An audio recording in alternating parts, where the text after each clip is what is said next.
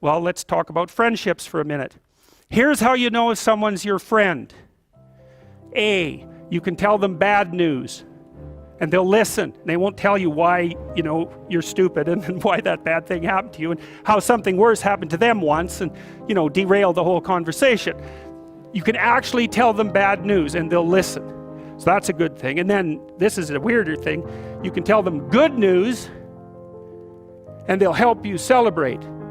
And that's a really good way of deciding who you should have around you. Because if you have someone around you, something good happens to you and you're kind of afraid to even admit it because, God, something good happened to you. It's like, you let that be known and it'll certainly be taken away.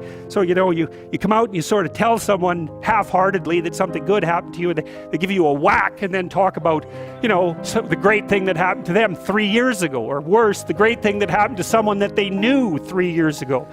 It's like, go away from that person. They're not helpful to you. And they're not helpful to themselves either. And so you want to surround yourself, you got to think about this. You got to surround yourself with people who want the best for the best part of you.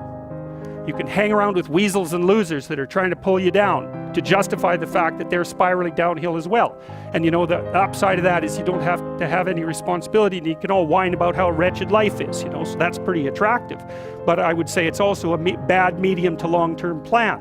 And so it's acceptable and desirable to try to surround yourself with people who are facilitating your development.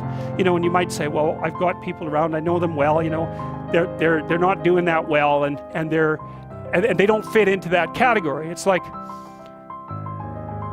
what's your point? What are you going to do with them exactly? If they'll listen and cooperate with you and move towards a better future, great. If they don't pay any attention and they keep doing the same damn things over and over and they're not going anywhere and it's painful, then maybe the proper thing to do is say, you just have your misery. I'll go off and have my life. And maybe you'll wake up at some point in the future and think that's a better way of being. Because just putting up with it is, well, they call that enabling, right? You put up with that sort of behavior, you're providing tacit consent for it and even tacit approval. It's like, it's a bad idea. You have, I would say, both the right and the responsibility to surround yourself with people who are good for the best part of you.